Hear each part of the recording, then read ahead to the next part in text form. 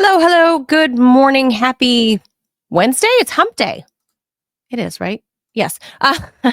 Happy hump day Wednesday, November 19th. Of course, it makes this Weird News Wednesday for us, where we have a little bit more fun with the news. There's our buddy Ted Rall, fresh over from Deprogram. Welcome to all the Deprogrammers. I hope you stay tuned. Just telling them, Ted, on Wednesdays, we like to do weird news here on this show, Weird We News always like to Wednesday. do weird news. Wait, We're weird that's people doing weird news in weird ways. That is true. And you know what? Honestly, like, where can you get the weird news on streaming? I don't know. Here. Yeah, because everybody does all the alternative media does alternative media with alternative perspectives, but there's no like weird news media. So we fill that void. Between Ted Rall and I, Manila Chan, that's what we do. So you are tuned into the TMI Show, Ted Manila Information Show. It's TMI for short. We do it Monday through Friday, 10 a.m. Eastern Time.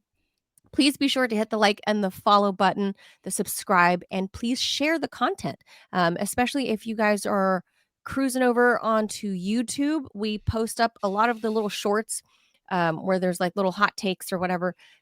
Sharing those little clips really helps the show's visibility so people learn about us. So if you can share any of those, that would be a great way to help. If a financial contribution is not your thing, if you're not in the position, then just share it. It's free. Share our stuff. So, but please donate because we need the money. We do. We really do. And before we actually get to the stuff that's on the agenda, there was really big breaking historical news, Ted. I don't think you heard this yet. Involving Clovis? Animals, yes. Okay. So I'm going to share this with the audience now. And I wish I wish it was February when this news came out. It would make more sense. But I mean, it's the holidays. It's the holidays. So this is cute. So Ted, did you know it turns out the first kiss didn't happen at some prom night in the 1950s? No, I knew that. It may have happened some 20 million years ago with our ape ancestors. Kissing. Okay, this is what the scientists. This is all condensed. I condensed it. By the way, do you know the linguistic origin of the word kiss? The etymology of it. You'll like this. I'll give you a hint. It is Central Asian. Really? Yes. So this is very cool. So kizzle means to kiss. It is the Turkic word. Turkic. So all Central Asian languages, with the exception of Tajik, are Turkic languages: Turkmen, Uzbek, Kyrgyz, Kazakh, and Uyghur. And they all have a common root in the same way that like all Romance languages have the same root, right? Mm-hmm. And so... Yeah, you would think kissing came out of one of the Romance countries. It did not. It came from Kizel, at least the word Kizel. So, and in fact, there's now today in Kyrgyzstan and Kazakhstan a game, I think I've mentioned this to you, called Kizel Ku. Involving a guy, a suitor who is legitimately trying to kiss a girl. They're both on horseback, and she beats their asses. Yeah, she can beat his ass, but basically, if he succeeds, they get married. They consummate the marriage in the yurt. Oh, he really has to like capture the bride. Oh, it's like, and it's not for show. Like, it's real. Yeah, like it's like oh marriage God, is at stake here. Can we please have that as a reality show? I mean, come on, today on ESPN 12, right? Like, it would be amazing. Like, wrangle your bride. Okay, so look, scientists just broke this news, and I don't know why, but it whatever. They broke the news on Newsweek, right? Because Newsweek, they still have that on the magazine stands, I think. So no, they don't. So I mean, they don't. They don't. Well, I mean, they kind of do, but the circulation of like Time and Newsweek are like under 100,000. It's crazy. Wow. I mean, those are, these are historic magazines that have When I was a around kid, our Manila, the Time Magazine this is and where the news broke. Newsweek each had a circulation of 25 million. Paid Oh my circulation. god. Yeah. Holy moly. Yeah, Well, they were this monsters. this this is where the scientists broke the kissing news. Ted was on Newsweek. The Mhm. new research tracking mouth to mouth behavior that doesn't include food transfer. So food transfer doesn't Well, count. I guess it could involve both at the same time, but that would Ugh. be kinky No, and no, no. gross. No, no. Well, I'm not going to get it. There's been some wine transfer, like in, but okay, that's a different thing. So this does not in the animal kingdom. This does not involve mouth to mouth food transfer like mama birds to baby birds. So this is legitimate kissing, right? Legitimate kissing. They observed the behaviors in bonobos, chimps, and orangutans, and it suggests that kissing began in the great ape lineage between 21.5 and 16.9 million years ago. And the study even says that our Neanderthal cousins kissed too, likely. And the scientists used now, Ted, don't go looking for this on, like OnlyFans, but the scientists used primate videos, mm, Kinky. evolutionary models, and oral microbe clues to map the ancient love gesture. What Uh, oral microbe clue? I want more detail. well, you have to read the article in Newsweek because Okay. it's a whole thing with scientific Mhm. information and like it really it's like a feature story, like 1,600 words, long Mhm. story. Mhm. So if you guys want to know about kissing, then head over there because the scientists spill the beans about oral microbes and stuff that you're swishing around and exchanging. I wonder if kissing, like as we call it stupidly or did when I was a kid, French kissing, is Mm. is and there's a kind of a dumb Debbie Harry solo song called French Kissing in the USA. Um, although she's great, but everybody can make mistakes. But what is French kissing universally? Is it a universal practice? Oh, Is it something that oh, oh, do the people kiss article. with the Hold on. tongue everywhere in The the article world, or covers. is it Um, more so in like I in didn't Luxembourg and less in see. Liechtenstein? No, no, See what I I did there? didn't see in the article that they covered specifically like French kissing, but Kissing, they said because they yeah, I said mean, because they we said distinguish between lip kissing and French kissing. yes. So they said, quote, while kissing may seem like an ordinary or universal behavior, it is only documented in 46% of human cultures. Ooh, that's interesting. Yeah. So Does that again, represent all the scientific 46% of details, human population? I'm sorry for all these human questions, but I cultures. can't help it. I I'm really don't know. curious I'm about not the this. kissing expert, not I'm not. personally I and don't not mean to imply scientifically. that you are. I'm just wondering if you know this since you read this story. Um, I read the story, but I didn't see. Yeah, they have a lot of quotes from the scientists and whatever. So if you guys want to know all the gritty details, like there's it was like a worldwide thing. There's like biologists So 40. I at mean, Oxford 46% and of cultures. That doesn't necessarily mean like if one of those cultures is China. Okay, that's a quarter of the population right there. yeah. So I don't It's know. It says not 46% that. And of also, is human China considered cultures. one culture, or is it like dozens? Right? Is it a monolithic? I don't know. So I don't know how they qualify But it's not human universal. cultures. Is that's interesting, right? Yeah, not universal. So there you go. Okay, Robbie says we got to pause for a word from our first sponsor before we jump into the Okay, actual great, exciting news. So if Robbie wants to perfect. go ahead and throw that on, I'll read it. But Ted, I gave you a special story just for you. You were talking about the Turkic cultures. We're going to go to Turkey. Yes, Well, not really, but I mean, I would love that. I mean, linguistically, we're going to don't tell we're John, going to but Turkey. I do enjoy visiting Turkey. Do you? I've not Yeah, been. I would love it's to. nice there. I mean, what can I say? Looks pretty. It looks pretty. Okay. I guess I gotta go to our Istanbul is one of my sponsor now. favorite cities. Hmm. Okay, I got to go to our sponsor now. Our first sponsor of the day. Here we go. All right. So, you out there still haven't tried 1775 coffee? Now's your shot. The 1775 starter kit just dropped with only 1,000 units. You're getting the bold, dark roast that hits hard, the smooth, medium roast that's smooth, and the Vitality Mushroom Coffee for clean energy and laser focus without the crash. All single origin, small batch, toxin free. I like that. And mold free. Nobody wants mold in their No, food or mold. That coffee. mold coffee is really overrated. Mold coffee is bad. I don't think it's Plus, even you're getting overrated at all. Plus, you're getting a gold spoon clip because freedom isn't scooped with plastic, and a frother strong enough to stir up your coffee and your mother-in-law's opinions right in time for Thanksgiving. And a black 1775 tumbler. $170 worth of coffee and gear, all yours for just 99 bucks. This is for the ones who've been watching 1775 blow up here on Rumble, wondering if it's actually worth it. Producer Robbie confirms it is. He is definitely a fan. Double thumbs up over there from the backstage. Go to 1775coffee.com/studio and grab your starter kit before they're gone.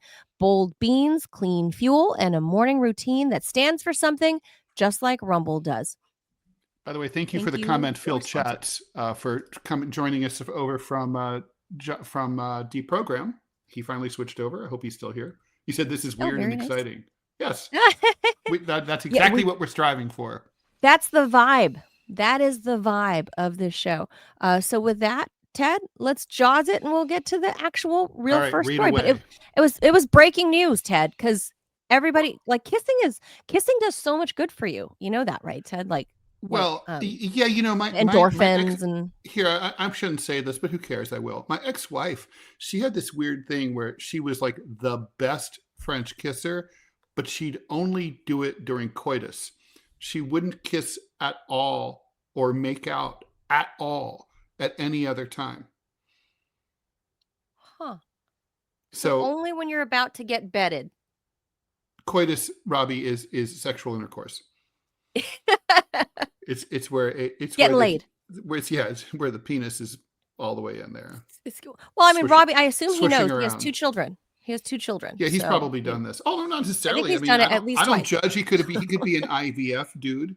You don't know. Doesn't strike me as the IVF type, but you don't know. I don't think so. I don't think so. So we know at least 2 times he's done it. At least twice. At least twice, yeah. Because we know his 2 children. So yeah, my mom used to talk about her sex life with my dad, which was really something I wish she hadn't done. And she would she's say, French. And she would, yeah, good point. And she would say, like, oh, you know, it's like, suffice it to say, I was very fertile. And I'd be like, mm-hmm. And she'd be like, very fertile. Do you get it? No, Ted, very fertile. Shut up. Your dad entered I love to talk about sex. No. But not about my parents. No. That's no kid. I don't care how old you are. Nobody wants to hear from their parents. I don't care if your parents look like Brad Pitt and Angelina Jolie. If you're those kids, you still do not want to hear it. It's still your parents. Don't they just just get children by buying them? They do, but they also have a couple of their own, like biological ones. Right. Because she was preggo a couple of times. But I think she bought a couple of them or whatever they did. Take them hostage or something. Because back then she was, you know, like the wild and crazy Angelina. And then she appeared, she went on a trip, like a backpacking trip to Cambodia and appeared with a kid.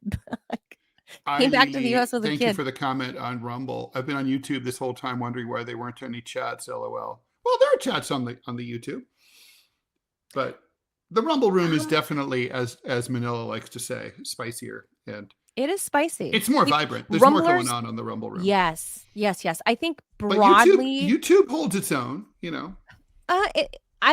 In our experience, I have seen that YouTubers are kind of creep watching, as I would call it. They creep watch only. They're lurking. They lurk. They're lurkers. Yeah. They like to watch. And the Rumblers. Yeah. Oh yeah. And the Rumblers like make their presence known. That's Robbie does point out the fact that it was a YouTuber who doxed him, but you know, don't hold all YouTubers responsible for the sins of one YouTuber. There's no, I agree, but there's Manila. there's a difference. I love you to YouTubers. I love you Rumblers equally, because I'm the lefty, so I believe in equality and equity in all things. Not really, but I do. I definitely like both of them. I know your preference for the Rumblers. It's a good thing for you. You don't have multiple kids, because you would let your kids know, like, yes, sorry, little Timmy, but you kind of suck. Yeah, like you're just not as smart as your brother. Like your brother, like, or as charming, cute, fun. I fully expect you to live in my basement until I die. You're my tard kid, so that's how it is. Like, I get it, and it's fine. Ted, we're just being real here. We're just being real. No, that's what we do. All right, let's get. Come on, we got to get to a story here. All right.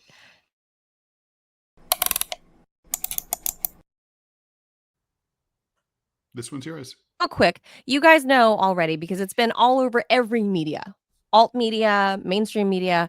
So Congress approved a bill yesterday directing the DOJ to release, so far, unclassified files related to Jeffrey Epstein. The House passed the bill. I mean, it was whopping 427 to 1 standalone no vote, while the Senate agreed to deem the legislation passed as soon as it arrived to their chamber. They did. Donald Trump, who initially opposed the measure, is expected to sign it now. If he hasn't already, I don't know if MBS has left yet. I think they were partying late. They had the whole flyover big thing with MBS here. The Epstein Files Transparency Act is what it's called. Directs the Attorney General, which is the transparency. Can we call it the belated Transparency Act? There's more to this, Ted. I'll get you my comments after this. So it directs her to release records concerning Epstein, also concerning convicted sex trafficker to apparently nobody, according to Kash Patel, Ghislaine Maxwell. She's just in jail just because. She's barely in jail. You're in as much jail as she is. That's true. She gets personal time to, like, get her walks in, get all her steps, and like someone makes meals for her and shit. Like, that's great. Yeah, at the what's it called? Byron prison or something in Texas. Byron? Brian? I don't know. It's like minimum security. They have like a private gym. It's a camp. It's a camp cupcake. They have private gyms. They like do work release. Like, they're just chill. It's just like a ladies' camp. You might run into Ghislaine at like Wendy's. You don't know, that could happen. They just have to return to their bunk at night. So that's where she's at. Barely, unless they meet someone cute, in which case, like, they just call in, like, hey, I met this cute guy. I'll be back. Don't worry, Mom. I'll be back by 6. In Ghislaine's case, I don't know. I think she likes meeting young girls. That's true. There's that. And others referenced in Epstein's criminal activities. So they're supposed to release all the names, whatever. And information tied to ongoing investigations on containing sensitive victim data, though, can be withheld. Trump has urged the DOJ to investigate prominent Democrats. Yeah, only Democrats. Partisan and financial institutions for potential ties to Epstein, which we knew, like Chase Manhattan Bank, for example, laundered a lot of, they say accidentally laundered money for Epstein. Accidentally. As a former banker, let's just say, I don't want to say too much here. Let's just say that money laundering is a very common practice in American banking. Let's put it that way. Well, yeah, I think, at least when I was at Sputnik with Jamarl, he and I covered this because it was breaking with Chase Manhattan Bank and their private client service, as they call it, for the well-to-do people. Wasn't most of them. Yeah, I mean, it was Deutsche Bank was Trump's favorite bank, right? For Trump? Oh, I don't know, but I know Epstein. Well, Epstein had many, and some of the Epstein victims, and I think including the late Virginia Giuffre, they were among a class action group suing Chase Bank, JP Morgan. I don't know if it was the JP Morgan side or Chase Manhattan side. Either way, Well, there's no Chase. there's no division anymore. Is there? Oh, there isn't. Not So really. that's who got sued, and they settled because they know that they did wrong because they never questioned Jeffrey Epstein Remember, when you settle, you about the never money. admit, you don't officially admit That's right. wrongdoing. You just decided to move on. That's right. They Although just in wanted reality, like you should Here you never go. settle unless you really truly are guilty. So they settled for like hundreds of millions of dollars and told the women to go away, because what they were alleged to have done wrong was Epstein. They never questioned where this money came from, and every time Which he they are moved supposed to do. I mean, bulk amounts, like I mean, 10,000 plus. even small amounts, like relatively small. Like I sold my mom's house, Like right? what's It relatively wasn't an small? expensive house. It was $120,000 when Oh. I got the money, when she died. And like, when I deposited that money, the bank called and they were like, we need to know where Yeah, this money came from. It's all that's part of the right. Patriot Act. They need to know. That's right. Anything over $10,000, they need to be able. You need to show receipts, Mm-hmm. and they never did that with Jeffrey Epstein. So this push for Because transparency follows. they just didn't give a shit. That's all. Of course, everybody turned a blind eye and covered their ears, and were like, They "Oh, wanted the deposits. That's all. give me your multi-million deposits and moving, 20 million here and then 5 million tomorrow." That's all they wanted because Banking's a dirty business. I know. And obviously the agent who opened the account for Epstein, Actually, I that's shouldn't their say bad that. Some banks really fire do girl. play it really straight and don't do this shit, but Maybe the some. big ones do.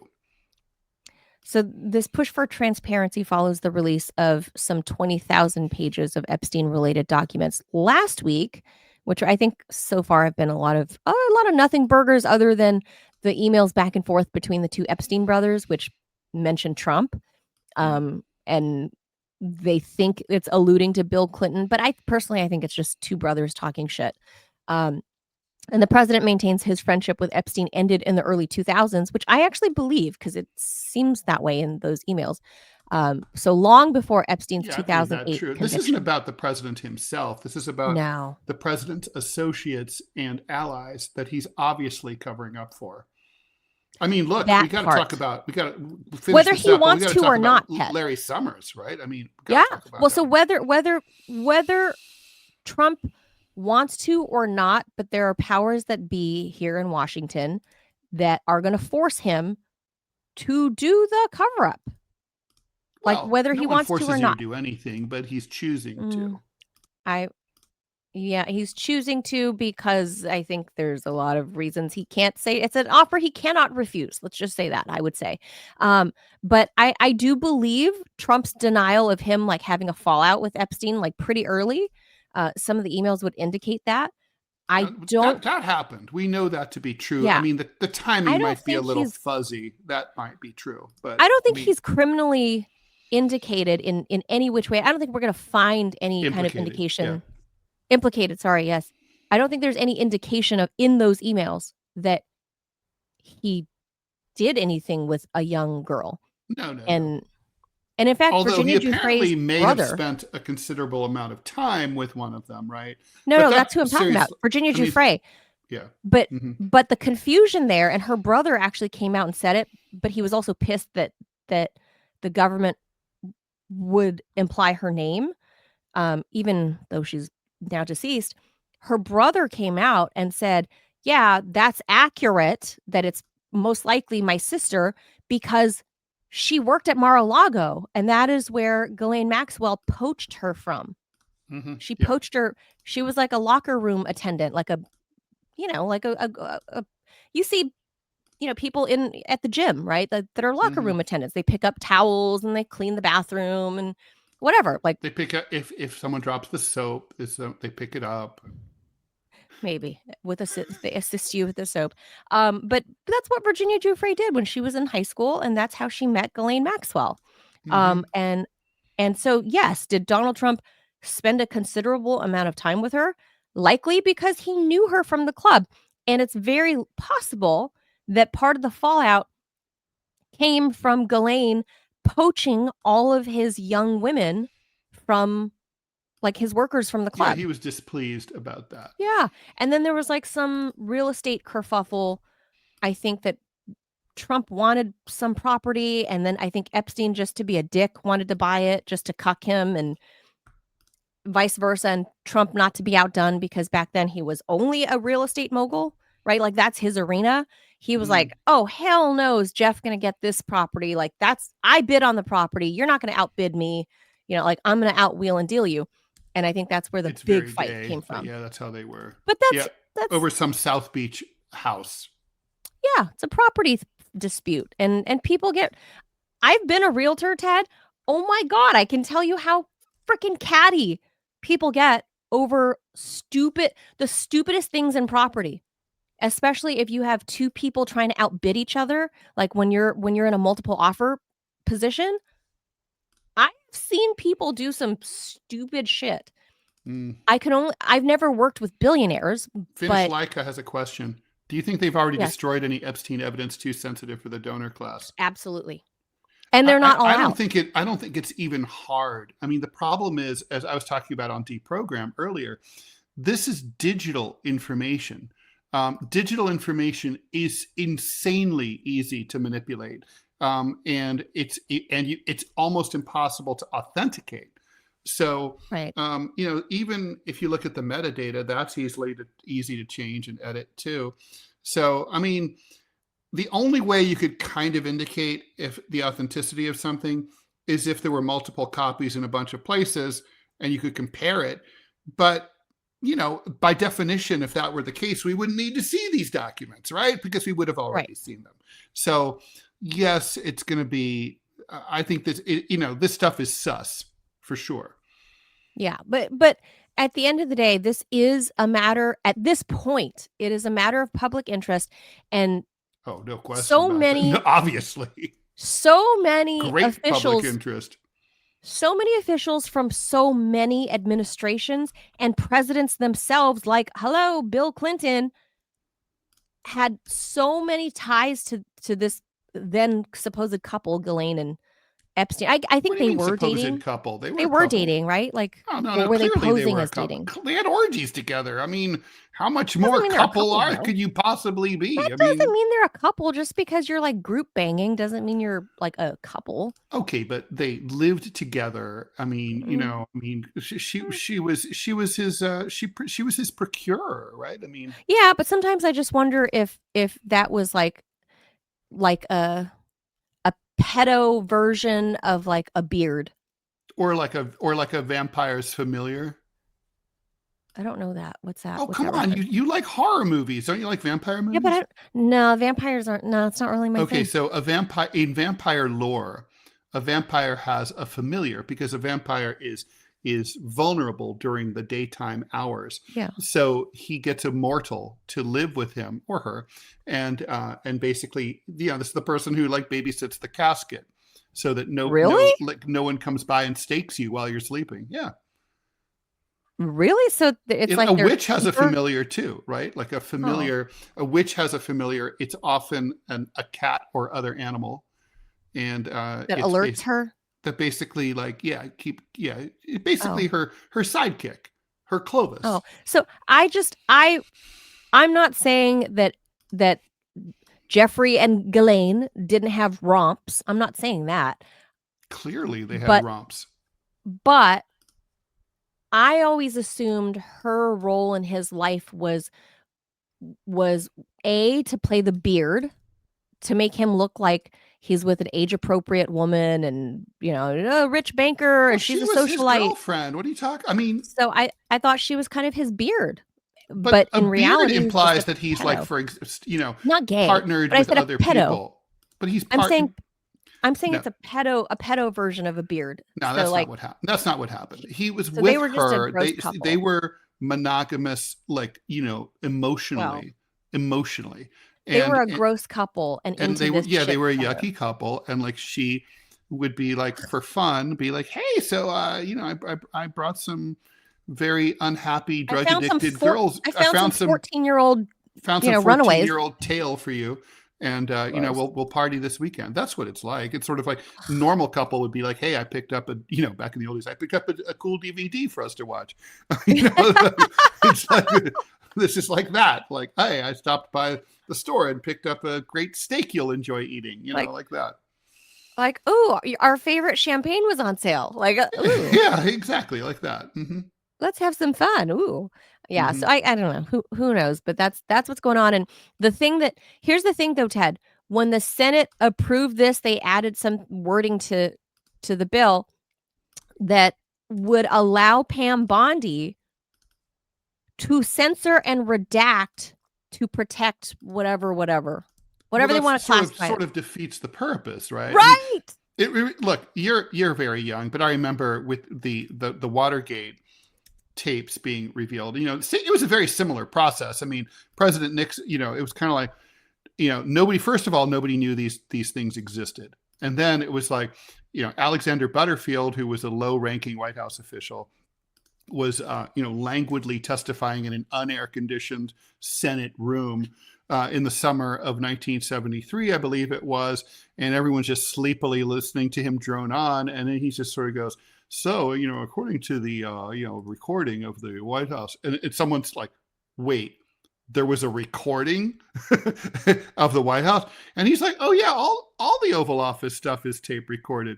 And it's like, someone's like, it was? And then you see all the reporters like pop up and run out the door to fight for the payphone, right? And it's like, it's and then it's like he didn't want to release it, right? But once everyone found out that it existed, it was only a matter of time, and ultimately he did. And when he did, they were released with great fanfare. He held a press conference where there was a table of the recordings and the transcripts behind him, and then they were published in a book that became an instant overnight.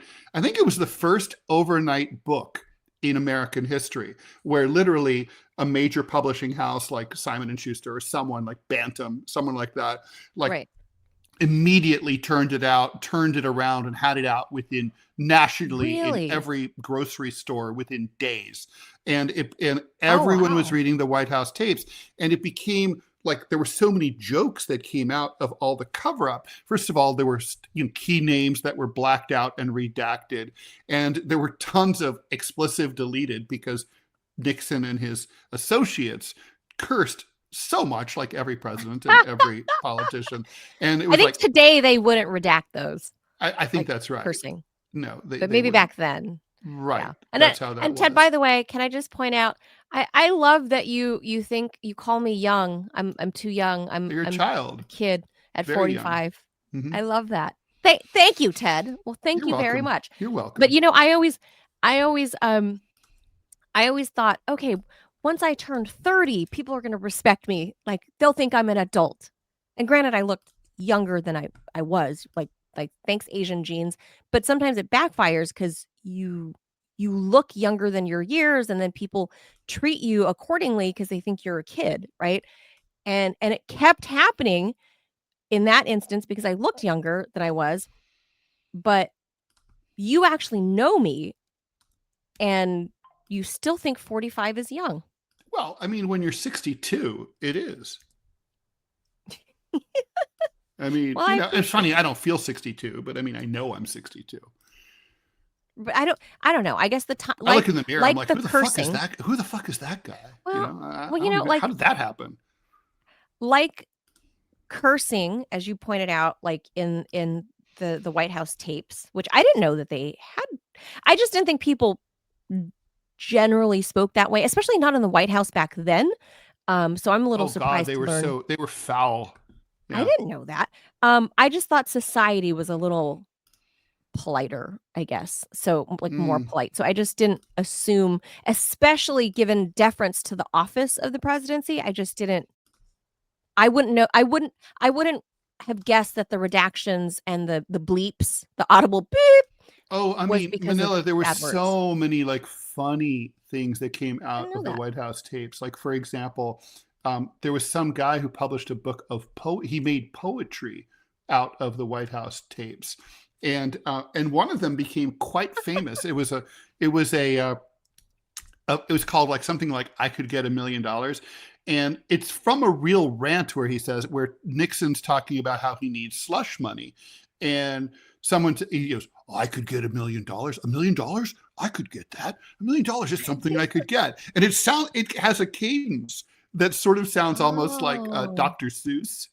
And it's I very, bet that would make for a great like sample, like musically. totally. Yeah. Yeah. Because he did have a weird tone and he had a funny, I have $1 million. $1 million? I could get $1 million. Yeah. Like I think he's one of those people that kept the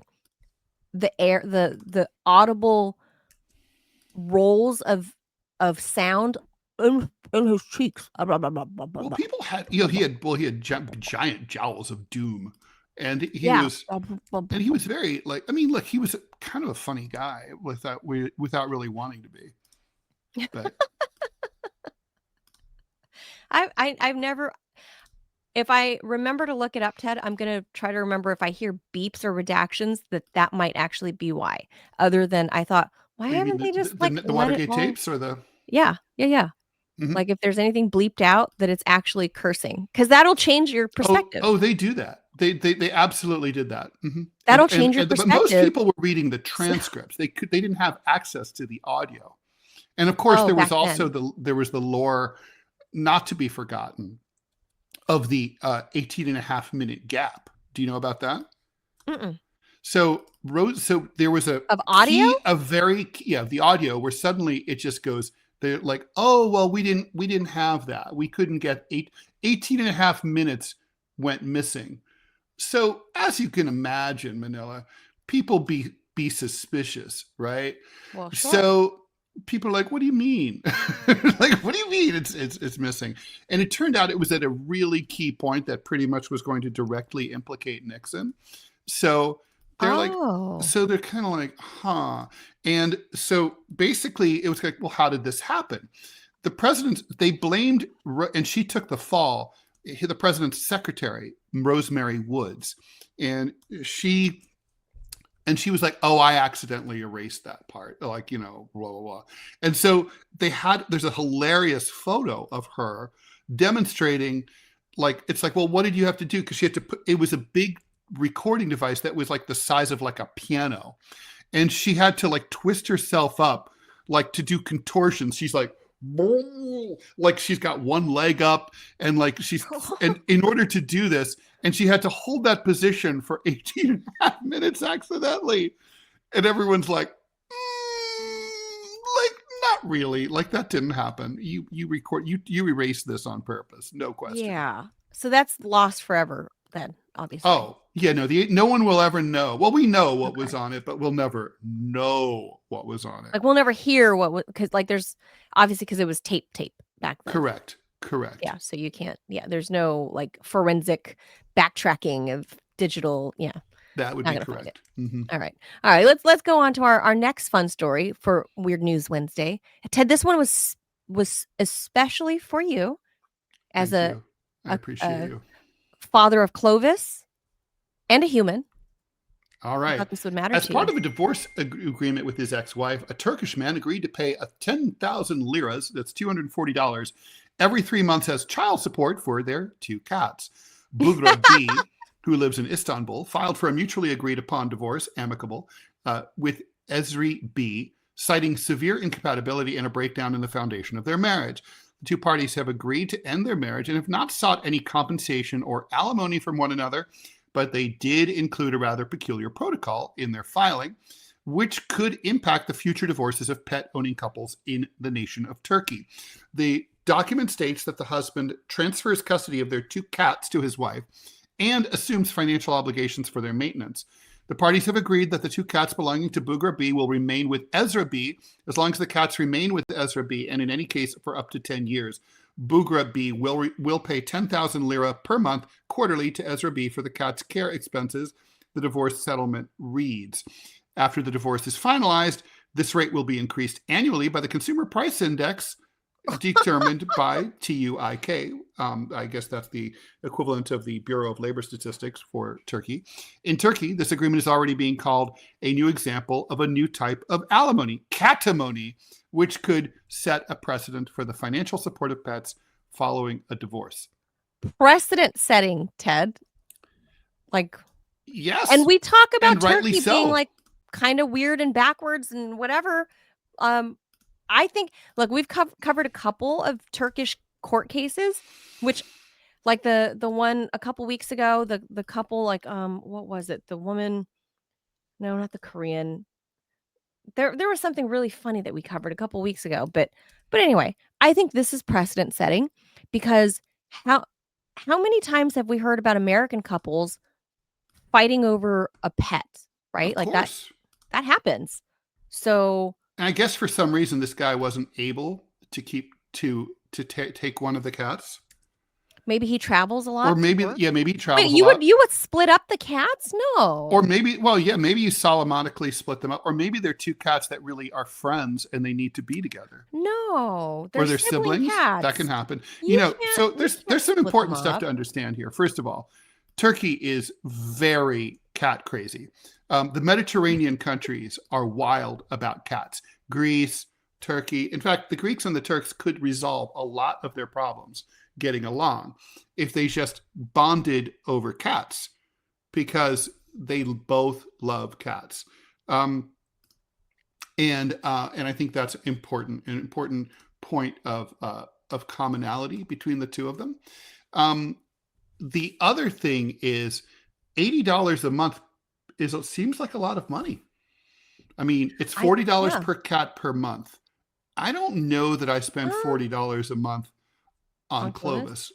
Oh, maybe I do. The litter can get really expensive. Maybe we don't know what the cost. Maybe cat food is really expensive in Turkey or something. I bet it's not the food. I bet it's the litter. Litter's more expensive than food. And they have like crazy inflation. Yeah, they do. Like over 100% per year. So, well, I thought this story was a little important for the rest of the world because we're all very familiar about couples fighting over kids and how much child support should be paid and blah blah blah. And I did a whole This makes sense to me. Doesn't it make sense to you? I mean, it's like, of course. Look, this is an obligation that you undertook together, and now you have to unwind it with the dissolution of your marriage. Yes. Makes perfect sense to me. Like, you have kids together, you have pets together. Like, you need to account for the pets, like pets are not cheap. And especially like if they get older and they have special needs, they need medicine, they need vet care. By the way, what if it's like this is like, okay, with a cat or a dog, roughly you're looking at a 15-year time span at most, right? Typically. Okay. But imagine if you had like a Galapagos turtle as a pet. Or imagine if you had will outlive you. Well, yeah, or like a parrot. Parrots can outlive you easily. Yeah. But even still, like, I think that is precedent setting in Turkey, and I think American laws should follow suit, because look how pet crazy we are in the US, right? Like, the pet industry is a multi-billion-dollar a year industry. People call them their fur babies. Yeah, I hate that. Like, and they try to take them it's really dumb. on the flights with them. I know. Just stop. No, I get it. I had, like, I mentioned my beautiful tall Latina girlfriend back home, the TV gal back home. She that eventually got married, but anyway, she had a little dog for, like, I think he lived to be like 18, like a little Yorkie, like Robbie's. He lived to be very old. I guess the Yorkies tend to live a long time. Thousands of years. They live a long, but that was her fur baby, man. Like, she didn't have children. Like, first of all, let me just say, having had cats and a kid, it's not the same. I have childless friends who are like, it's exactly the same. Like, no, it's really no, it's not. It's really no. It's really, really not. However, I don't want to dismiss how those people, like my friend, like my girlfriend, how much she loved her dog. I'm not dismissive, because for her, she'll never know. But had she had Let's had diss her here on she the air.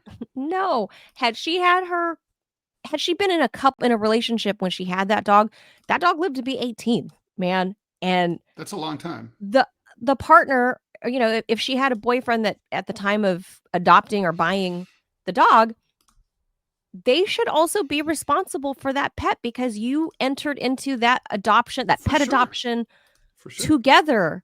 And pets are not cheap.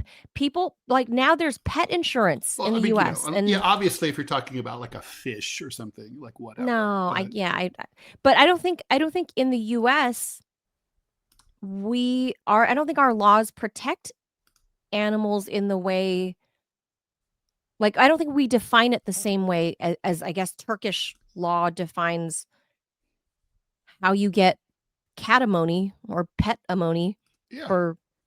And by the way, cats are like gods in Turkey and Greece and places like that.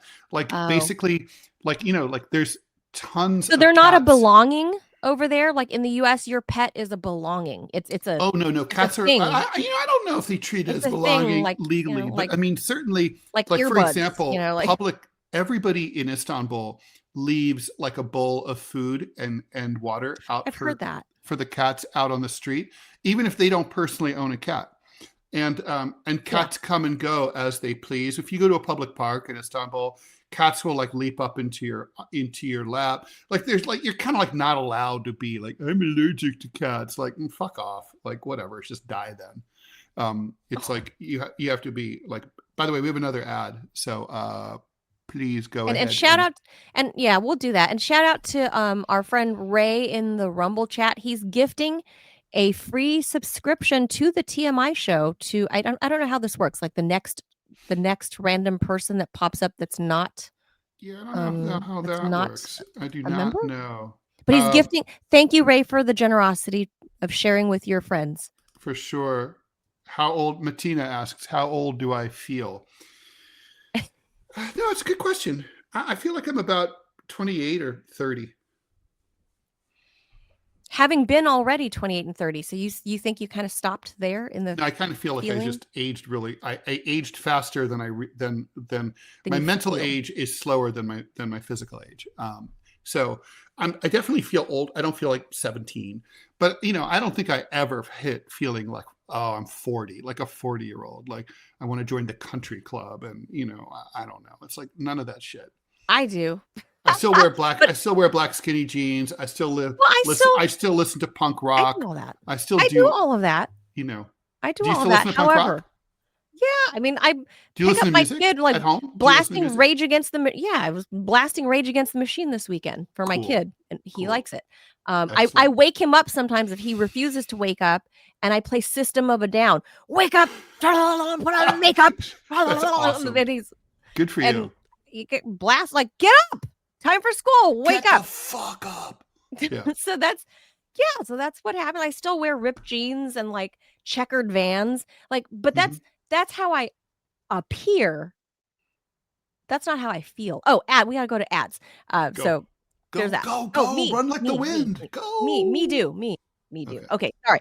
All right. So speaking of feeling young, all right, outdoor crew. If you're into fishing, camping, or getting off the grid, meet your new best friend, the Hunter Orange 25-quart cooler from Caddis Sports. This isn't your average cooler. It's roto-molded for max durability, bear-proof, and 20% lighter than other brands. So we don't want bears in there. So it's easy to haul. Bears. It's easy to haul, whether you're deep in the backcountry or just getting up at the dock. You'll get up to 3 days of ice retention thanks to thick, high-performance insulation. That means cold drinks, fresh food, and fewer ice runs, whether you're chasing muttons offshore or posted up at a campsite. Best part, it's 40 to 50% cheaper than the big name coolers, but still built to perform season after season. And like all Caddis Sports name brand gear, it's proudly made right here in the US of A. Use code RUMBLE at checkout for your 10% off order today. That's caddissports.com. Go ahead. Go grab the Hunter Orange 25-quart cooler and keep your next adventure ice cold. I have a question about this product. When they say it's bear proof, to me that implies that it keeps bears out. Yeah. But does it keep the smell from getting out? Because that's the real danger when you have like bears be coming to your campsite, and you don't want that. So like, is it? Robbie knows about bears. I don't know. Is it odor proof? No, it's not. It can't be, right? It's not. So what do? Do you tie it up? Do you tie it up in a tree so that like basically? What? Yep. Yeah, you hoist it. So what you do is that you get a rope, and then you throw it over a limb, and then what you do is that you raise it off the ground by about 8 to 10 feet. Just out of bear range. Because if it's on the ground, that bear is going to come. It's going to eat whatever is edible there, including you. So it would probably be better at that rate if it's on the ground. It'd be probably better for it to be open, so that the bear eats that. It easily gets. Oh, interesting. I never heard that. Because if it comes down between the bear eating you or eating your sandwich, it's better for the bear to eat your sandwich. But no, seriously. Unless you really love your sandwich and you're willing to die for it, which, Bears don't climb then? Well, they can that's why you throw over the limb, because bears are heavy. So they're not going to try to climb on a limb because they know the limb is going to break and tear them down with them. Okay. So they're not stupid. No, I don't know. I'm a city girl. I have no experience with hiding my food from Winnie the Pooh. So no, that's what you do. I mean, honestly, you throw a rope over a limb, and then you pull it down. You tie. Same with your backpacks. Yeah. If you have snacks in your backpacks, you tie everything to this rope, and then you hoist it up. Should have gone to Girl Scouts. If you don't, that bear's like a couple of years ago, a bear went into a town. I think it was Laurel. I could be wrong about the name of the town. There's some people camping by the post office, and the bear attacked the campers, killed the camper from California, took her stuff right there in the front yard of the post office. Montana will kill you if you don't shoot it with the proper respect. Good. See, this is news you can use. Life lessons. Oh yeah, no, for sure.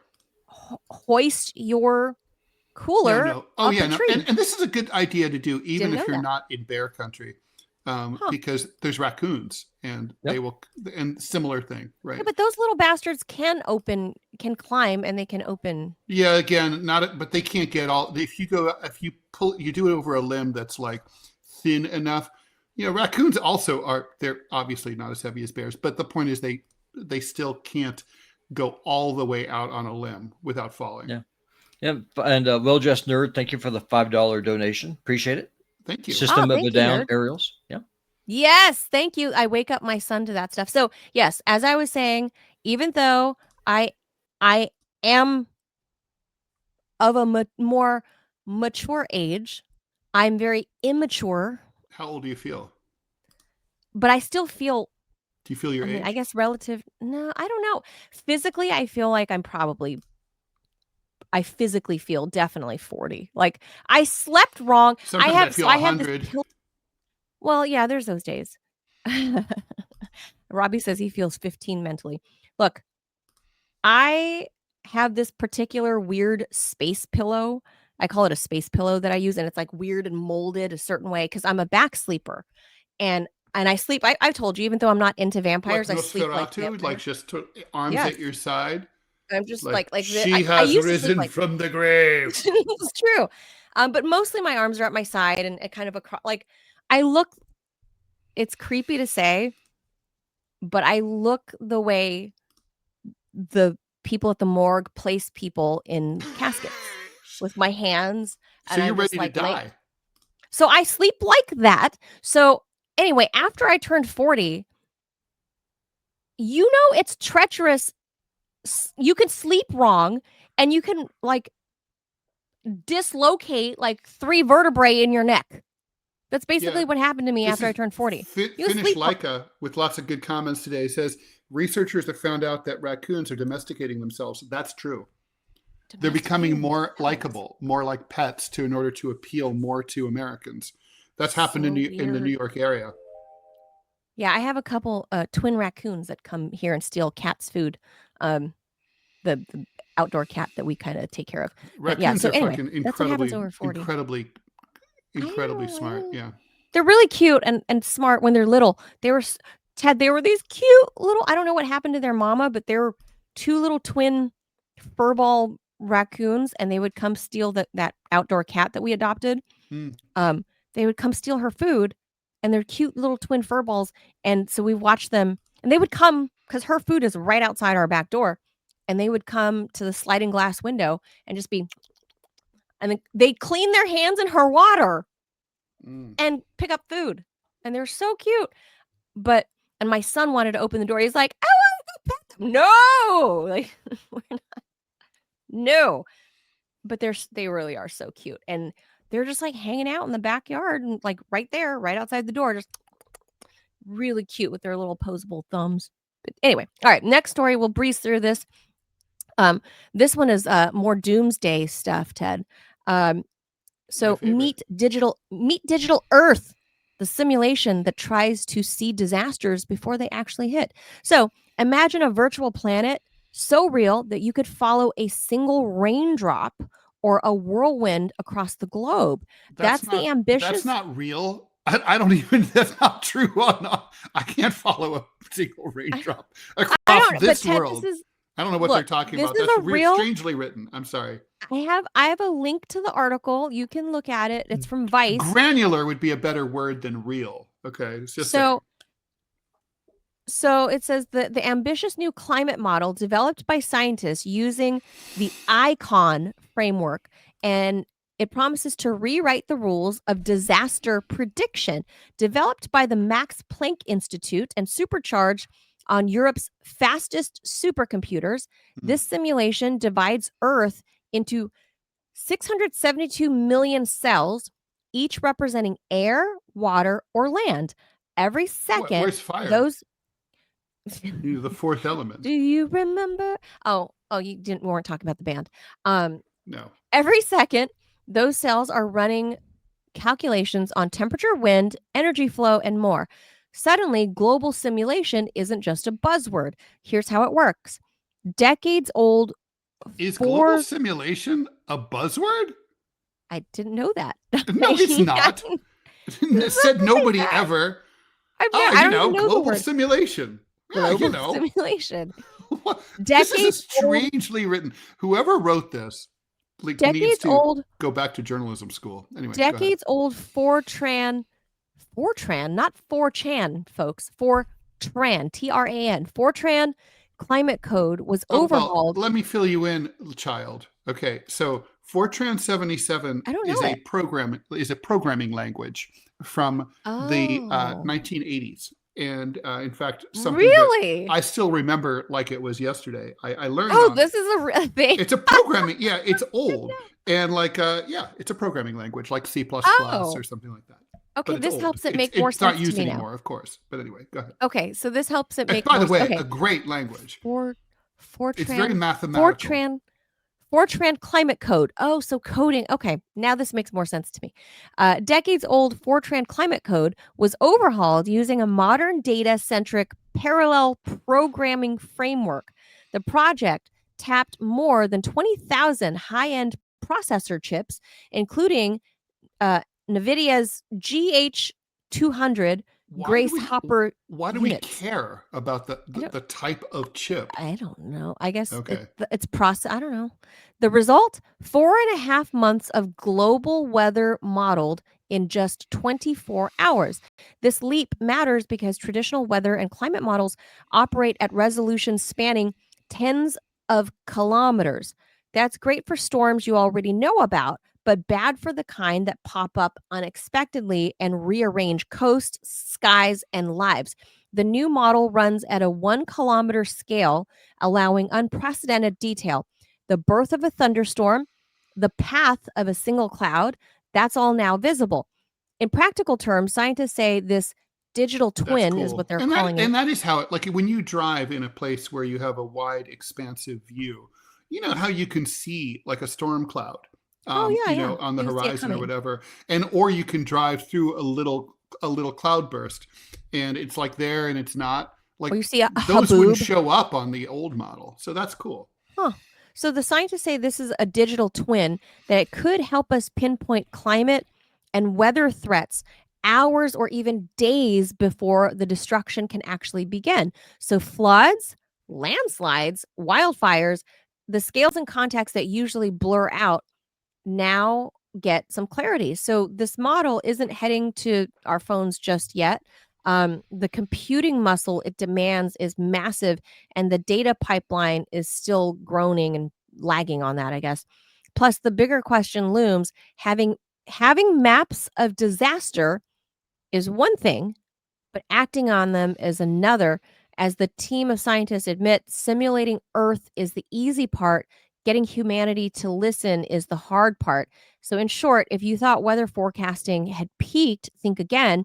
We're entering a new era where science doesn't just follow disasters, it tries to outrun them. A digital Earth has now been built. So, I think people would take heed, Ted, if somehow it was like you can go to an app that can watch their supercomputer the way we do like Panda Cam at the National Zoo. I think people would, yeah, if you know a flood is imminent, of course you would like move inland, Oh right? yeah, because no doubt, Manila. It's just like in Texas Hill Country when they got existing warnings of those flash Oh. floods, and they were told the big water is coming. They just leapt right into. Oh no, they didn't leap into action at Oh. all. Manila, you That are little girl's hilarious. Christian we don't. camp. No, we don't listen. I mean, some of the time people listen. Look, when you get a warning, just think about what you do at home if you're like, say, your fire alarm goes off. You know, do you really necessarily think the house is on fire? Probably not. It's probably just because someone burnt toast, and like, Yeah. so you just don't worry Well, about it. I go look. But most like- of the problem with our society, the problem with warnings is we have the boy who cried wolf thing, right? Everything warns you. If you fail to close your refrigerator door all the way, it beeps incessantly. If the fire alarm goes off, the odds are it's not that you have a fire. The odds are that the battery is low and needs to be replaced, which apparently only is programmed to tell you at 3:00 in the morning. There's also but this is like life-threatening weather disaster coming. No, what it is like possibly life-threatening. So it's sort of the same way that like Floridians get tornado warnings. Hurricane warnings every year. Evacuate the coast. The big one's coming. Oh, it went to South Carolina. Sorry. You know, and it's like people who do that. But the scientists here say that it's not like that. That this is like it will happen. It's not. Well, it's not like 100% palm reading prediction. Manila. I mean, that's what they're saying. That's not true. Max nothing's Planck Institute nothing's is 100%. Max Planck. No, I sorry. agree. So the point the is Max that like Planck Institute is a thing, you know. I know, but it's like, but the point is, all I'm saying is that our society gives people too many warnings, and so we have a tendency to sort of tune them out. So I think what would have to happen there would have to be a bunch of disasters that go unheeded with a lot of people dying. Thousands of people have to die, and then after a while, it's like, okay, guys, we got the last 300 of them right. And people would be like, then they would start to listen. But we're gonna have to go through that process first. Well, we're gonna need some climate model martyrs to teach us to teach people a new way of living. You're with this naysayer scientist saying, yeah, the easy part is the science thing we just did, the prediction. Yep, it's like getting people to listen. Yeah, that's the hard part. Yeah, getting people to listen. And it's like, it's not because people are tards. I mean, people, don't get me wrong, people are tards, but like not in this respect. People learn that most things that they think are terrifying, like most of the time when a light goes on your dash of your car, it just means you're due for your like oil change, or you have like, you know, you're due for your 60,000 mile checkup. It doesn't mean the car's about to explode. And so, like, people learn to tune this shit out. That's Unfortunately, with weather, I just feel like, I don't know. Maybe it's I'm a Californian and weather is an anomaly. Don't have weather. We don't have weather, so when I get a warning like thunderstorm warning, severe lightning and whatever. And I'm like, oh my God. So I'm still like that. I'm like, batten down the house. You guys are cute. Close all the blinds. You guys are very funny and cute. You know, I've been here like almost 12 years. Almost 12 years. And every time I get one of those warnings, I'm like, grab my son, stay away from the windows. Thunderstorm is coming. That's me. You know, I'm not going to be swept out reasonable. To sea, Ted. Mm-hmm. I am not going to get swept out to sea. And let me say, for all of us dumb Californians, because we don't know anything about weather, we are native to the ocean life. And every freaking year, when like a storm is brewing out in the Pacific and it says high tide, like abnormally high tide, get the fuck off the ocean, get the fuck off the beach. Like, it never fails every year. And very recently this weekend, unfortunately, there were big storms and big waves coming, and they were warned for an hour that it was coming. And this young family with a 2-year-old and a 5-year-old, a husband and a wife, the little 5-year-old girl gets swept out to sea. Dad jumps in after her. Dad dies first, and then they finally found the little girl's body yesterday. That's terrible. And they got a freaking warning that the waves are imminent. Do not be on the shore. And they're like, oh, we're going to go climbing around on the rocks. Like, dude, you're a Californian. You know that this happens, right? Like, we know the ocean sweeps people out. Well, it really happens a lot in that Central Valley. This is up just past the Central Coast. Right. Just north of the Central Coast. That happens a lot there, those quote unquote rogue waves. Yeah. But no, this was like we were having storms in California this past weekend, like massive rains, like 6 inches dumped in like 1 hour, like crazy. Why are you taking your 5-year-old and your 2-year-old to like, you know, like the side of the bay and climbing on rocks? Maybe not very smart. And now dad and daughter are dead, but they got a warning saying huge storms, beach alert, don't go there. And they still went there. Mm-hmm. So anyway, that sucks. That's crappy news. Okay, last story. This one's yours. You wanted to cover this one. Maybe you're thinking of somebody, Ted. I don't know. Here we go. We drift apart. New cities, new jobs, growing workloads. Yet a surge of stories shows that going back and reaching out to friends from your past isn't just nostalgia. It might be good for your emotional wellness. 6 adults recently shared with the AP how childhood or long-term friendships faded away and how reconnecting reignited something both meaningful and missing. For example, Jennifer Lee Austin and her second grade best friend Molly, who went decades without contact after Austin's family moved to Germany. At the age of 51, Austin put in a call. Now they're back in each other's lives. Strong friendships really do stay for the long haul, she says. But it's not just personal stories. Psychologist Marissa Franco says rising adult loneliness is partly to blame on modern life. Smartphones, remote work, and constant busyness deepen the disconnection. According to Franco, many avoid reconnecting because they're afraid of rejection. But probably you don't have to worry. People are delighted to hear from their old friends, she says.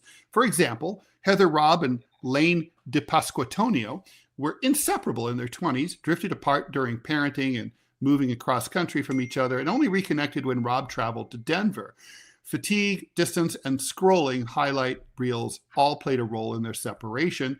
Renia Dominguez, as a teenager, moved away from Long Island to Brooklyn and lost touch with her best friend, but she texted one day, worried that they wouldn't reply. They did, and now they're talking to each other every month. Andrew Snyder keeps a decades-long friendship alive despite a distance of hundreds of miles, calling monthly and seeing each other several times a year. It matters. Kim Ventruska, 22 years old, lost her friendship when life got messy, but still recommends the outreach. The worst that can happen, it's just left on red. Franco suggests a simple formula to reconnect. Choose a shared memory. Remember that time that we murdered someone and buried them in a shallow grave in the forest? Send a message, propose a chat, or meet up. this pic came up and I just realized I wanted to check in on you. That she says, I got to say, I would hate that personally. Like, that's so like gay. I would really much rather, like, I like to hear from an old friend, but it'd be more like, hey, Ted, what's going on? Just thinking of you. That's fine. Don't have to be like, oh, I noticed this flower pot, and the flower pot was in the shape of your cat, and your cat made me think of you.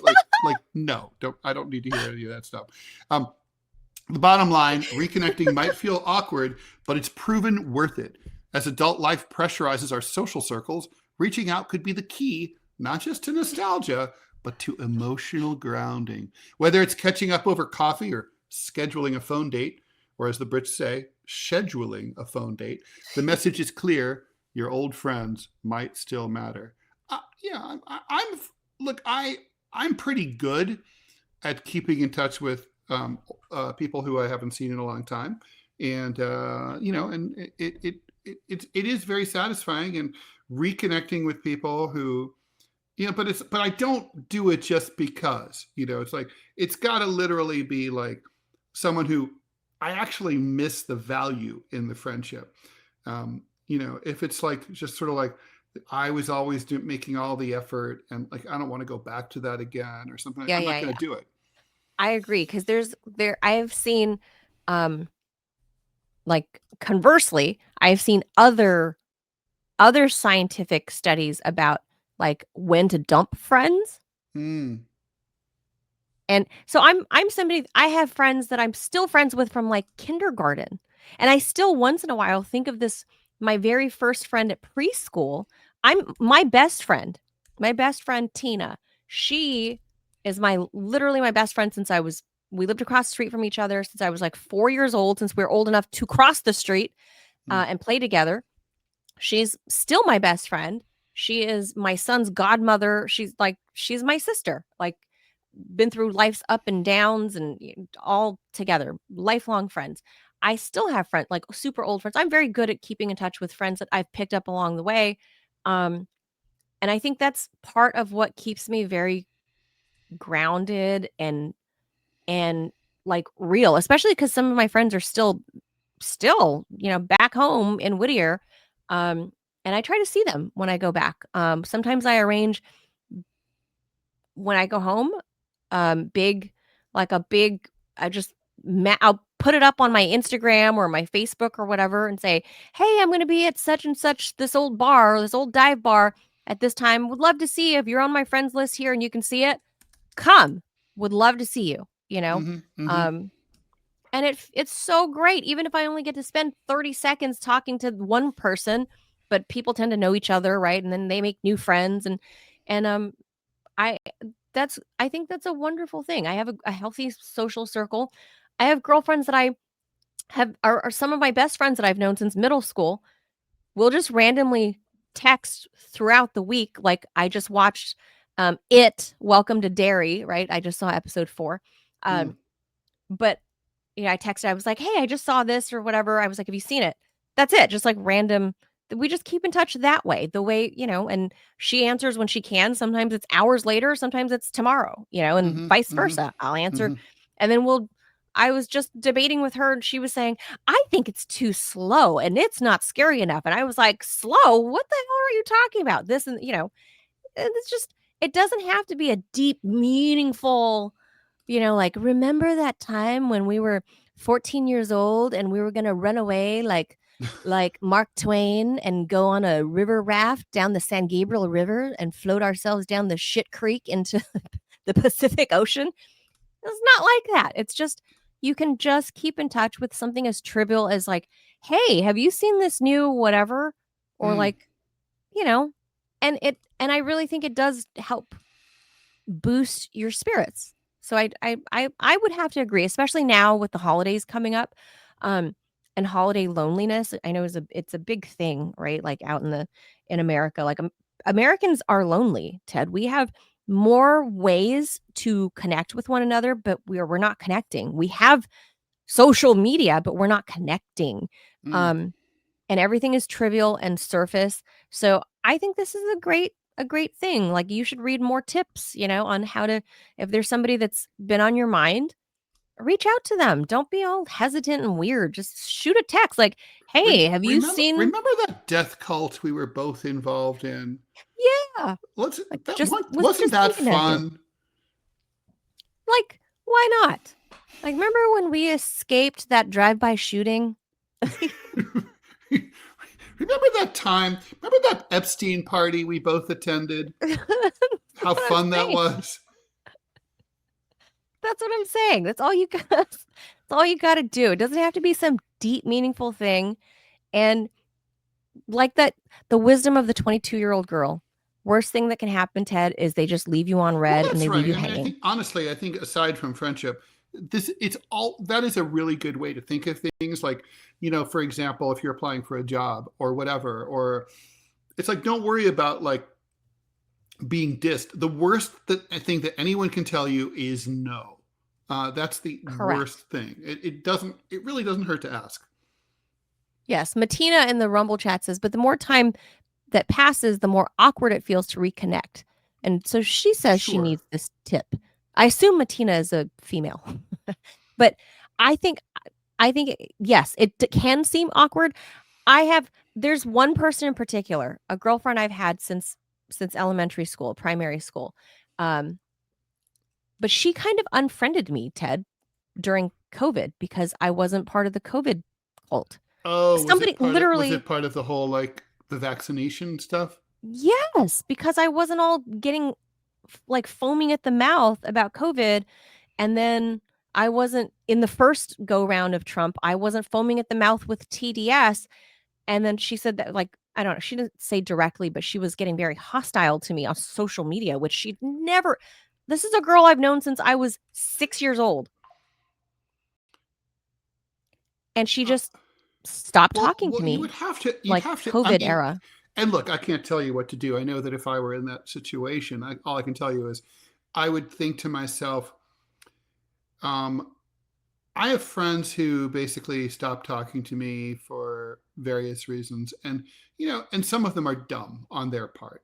And so then I have to kind of be like, I have to weigh the fact that I miss them against the fact that I don't miss the fact that they're a retard. And like, and it's kind of like if someone is a retard, like your friend's a retard, they were a retard. Right. I gotta say, I would have trouble. I probably wouldn't reach out to her just because I'd be like, if she did something like that once, she could do something analogous in the future. Right. Now, I would feel very differently, however, if she were to contact me and say, Manila, I thought about what I did and I was really stupid and I'm sorry. Right. That would be very different. But because it's like, I would feel like because she did something that was incorrect, she kind of owes you. And she was right. Yeah. She was trying to like publicly shame me. So I inboxed her and then privately. By the way, I have a serious problem with that. That's really shitty, if you right? publicly humiliate me, we're probably never going to talk again. Right. And so then I tried to inbox her and then I tried to text her because this is somebody I've been friends with since I was 6 years old. The other day, I came across an apology letter from a fellow cartoonist who we'll call Carol because her name is Carol. And she was apologizing. She had humiliated me in a public forum, but she wrote me a private apology by snail mail.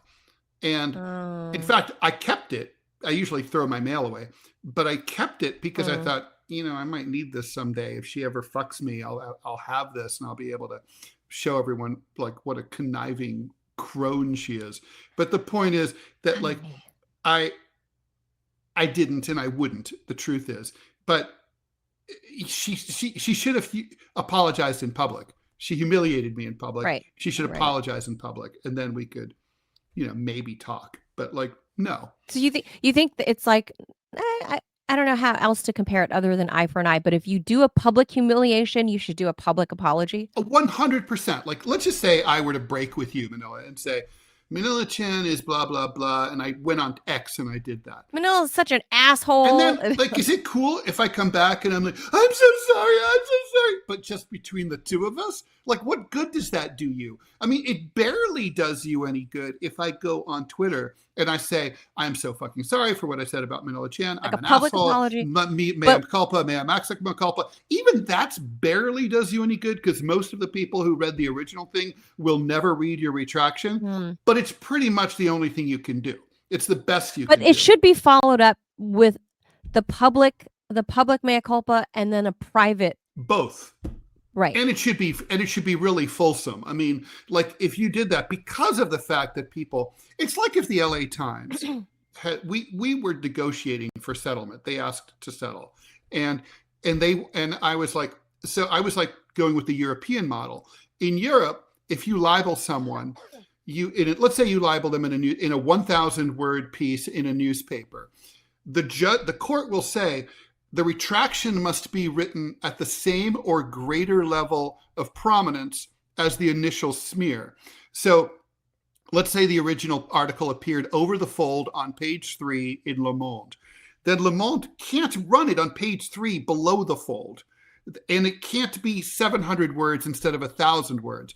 It's got to be more and bigger prominence, or the same. So they can run it page 3, 1,000 words, no problem. They can't run it on a Tuesday when it ran originally on the big Sunday paper. So it's like that, right? So I think that's a really good rule. And I remember telling the LA Times that. I was like, well, you smeared me in 3,200 words on the editorial page. So I want to be de-smeared in 3,200 words or more on the editorial page. And they just wouldn't do it. They were like, we'll give you like 2 sentences on the corrections page. It's like, like that's not going to work. And like, so I think like if someone smears you in a public forum, or they hurt you in a public forum, they've got to retract, and it's got to be like really over the top. Otherwise, like and even there, you have no obligation to forgive them, but maybe you can forgive them. But like, you know what I mean? Well, I and that's why it's better in general. Not, by the way, you should generally avoid smearing people in a public forum. Like if you're mad at them because they're not vaccinated or whatever, like I'm like I know lots of people I would take it up personally if it's somebody I know. Yeah. I mean, if it's some fucking stranger or whatever, don't like, rat I don't people tend out. to engage anyway. But it's like Kara Swisher ratted out Nutsi, right? And, Olivia, what's her face? Yeah, Olivia Nutsi. And like and by the way, why is it, if your name is Nuzzi, why do you date a dude named Luzza? I mean, that's too many Z's in one couple. Anyway, the point is that it's like there's this all played out in public. And she went out for pizza. She ratted out. So just think about all the ratting that happened in public. So Kara Swisher, I don't like that. Bitch rats out Olivia Nutsi. Then Olivia Nutsi rats out RFK Jr. about their affair of the heart in public, in an article, and then a book, and then her former fiance, who she cheated on, kind of cheated on. Rats her emotionally out. Cheated. Emotionally on her cheated. emotional cheating. He rats her out on his Substack. So much ratting. All rats. They should all be killed. So none of these people confronted each other personally. No, they're all a bunch of little assholes. And like basically it's like that's not okay. Yeah. Not to mention like I mean, I don't know. RFK Jr. he wronged Cheryl Hines. But that's the only person who's owed an explanation here. She's the innocent bystander. Liza is owed an explanation from Nutsi, but otherwise, like, and Kara Swisher, it's not her business at all. Like, what kind of friend are you? Yeah. Kara Swisher was literally like, oh, it was a conflict of interest at her job. Yes, it was, and it's wrong, and it's not. Take it up with your friend. It's not your fucking business. Take it up with your friend privately. That was the thing. That's why I was very offended, and I thought I did the right thing by trying to reach out to her, inboxing private, and then when she didn't respond, I texted because she said she had posted something about COVID, and I just responded like, I think like if you want the vaccine and whatever, like, and this is 2021. Have a good time, yeah. Right, go for it. Like, I don't see. If you want to do it, that was your attitude. Yeah, your attitude wasn't like, oh, if you shouldn't, no one should do it. No, it was just if you think that's right for you, then do that. If you want to dye your hair blonde, shave it all off and dye it blonde like Cisco, that the thong, Have do fun. it.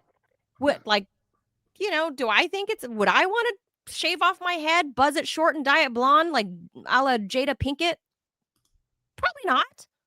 But if you want to do that, go for it. Yep. That's basically what I said on her Facebook. And she blasted me and then continued to blast me in a second post to say it's because, you like, at the time I wasn't sufficiently anti-Trump. Because I'm not anti anybody really. I mean, maybe a little bit Biden Harris, but I have a personal axe to grind. As do you. I do. But, outside of that, I'm not anti anybody unless I have a personal axe to grind. And so at the time in 2020 or 2021, why would I have had an axe to grind on Donald Trump? He's a politician and he's whatever. Like, but because she's a California liberal, I have to say, I don't get that. We never made amends. I had Bush derangement syndrome. I hated him.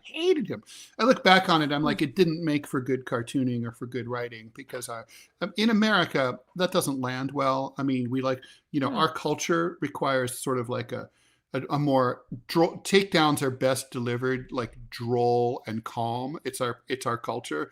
But anyway, the point is, even back then, I didn't get mad at people who liked Bush or who, or who didn't hate him or whatever. I mean, it's like, it was my thing. It's like, it's my jihad to have.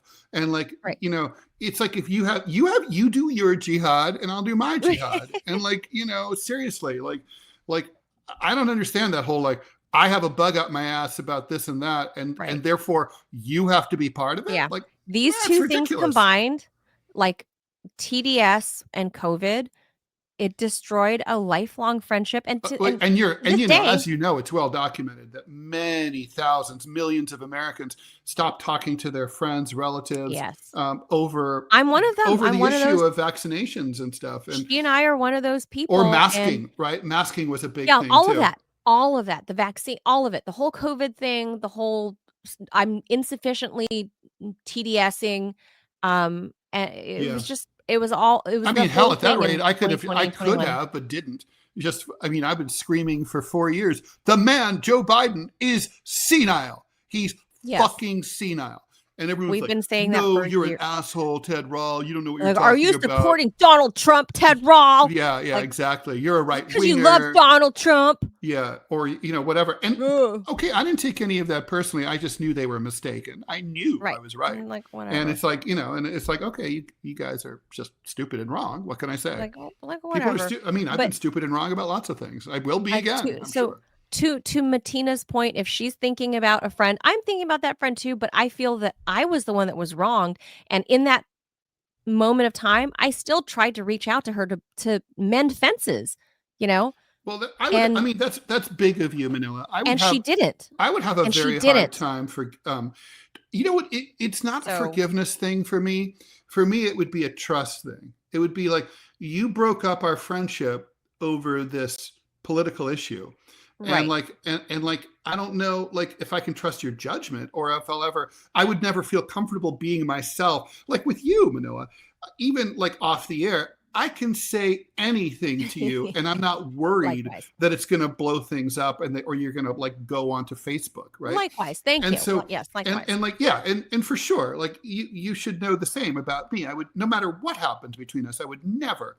And so the point, and so like I need my friendships to feel like that, where I can't be friends with you if I think you might rat me out.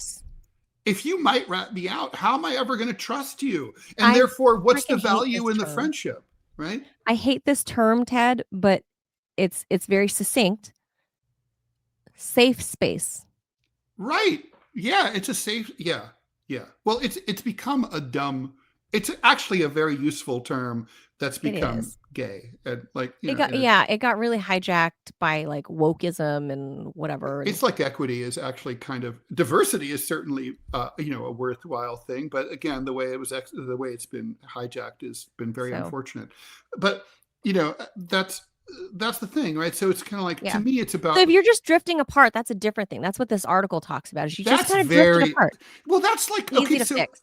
Manila, Easy fix. this goes to the same question of, can you be friends with your ex-lover? And it's like, well, if you just, let's say, it depends on how it Yes. ended. If your ex-lover Yes. moved to Honolulu and you just, you know, you just can't practically be together anymore, but nobody did anything wrong, it's easy to be friends with your ex-lover. You know, it's like, oh, you know, you like each other, you're friends, you can be Yeah, yeah. platonic friends. I'm friends with a If it- couple exes. So I mean, I think that with the friendship, Fine. it's like that too. If you just drifted apart because of, Right. but if someone But in my did some, instance, you're saying someone wronged me, so yeah, or if it it's ended different. in a way that, like, you know, for example, I have a friend who basically he stopped talking to me because my girlfriend at the time fought with his girlfriend at the time, and he sided with That's her. dumb. And I'm like, okay, that dude's gay, and like, I'm That's not gonna. dumb. And I'm like, I don't know if I could be friends He with him chose again. hoes over bros. Correct, and he could do that again. He's demonstrated poor judgment. Now, if he called, and let's just say we would call him Alan because his name is Alan. Let's say Alan were to call and say, Ted, I'm really sorry about what I did. That's different. But I would need the apology, not because I need them to grovel. I need the apology so that I know that they're less likely to do something stupid like that again. It's about, like, to me, a relationship has to work. It has to have a function. It has to have a purpose. Right. A friendship has a purpose. And like, it's someone you can confide in, bounce ideas off of, and all that. And if I'm not gonna be able to do that with someone who I can't trust. There are plenty of articles out there and self-help books about when to cut off relationships of any sort, dating, friendships that do not serve you. So that's exactly in that case, Ted, that dude chose hoes over bros, and so and for a dumb reason. Friendship cannot serve you. And I guess even though I grew up with this girl, our families were close. Like, it's very sad, but maybe at some point, this fracture, the TDS and the COVID stuff, with that fracture, something about her character. Right. That maybe she's grown into a certain way. And Ted, I should point out, she was going through a divorce at the time, and she was real crotchety and crabby. Surprise! Okay. Again, I gotta say, Manila, I mean, I have friends I wanted to be there for her, but the TDS and COVID. I have a friend who died of fucking painful fucking cancer, and he was never a douche to me. You know what I mean? Oh, he was always really nice. Yeah. Yeah. So yeah, you're right. I think this is something. This one is perhaps not. It's irreparable, perhaps, unless she doesn't about face. This is about her. It's not on you. Yeah.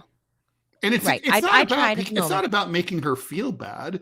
That's not important. Oh, I agree. It's about her recognizing that what she did was a mistake, and to hopefully not do it again. I do not care. I do not care that she's like super woke Harvard alum. Like, I don't care that she's like that at all. Like it, but why does she care that I'm not like her? That's the problem. Like, it doesn't change who you grew up with. It doesn't change that, like we snuck out late at night in the car, and when we're 16, it doesn't change any of that. It doesn't change her. But apparently TDS and COVID fractures. So apart from that, friends, it caused huge problems. Yeah. So apart from that, time is up. Apart from that, if your friendship has only just distanced itself and just kind of grew apart with no wronging, just send a simple text. You thought of them, just thinking of you. I hope you're well. That's all. That's it. That's it. And then who knows? You might end up at Thanksgiving with each other, or Christmas, whatever. You never know. Do you some good. Anyway, we'll leave it there. We're done. We'll be back tomorrow on Thursday, pre-Friday. I like that. Adios, amigos. Thanks for being here. Thanks, bye, everyone. Ted. Ciao. Bye, Robbie. Bye, everybody. Thank you. Bye, Robbie.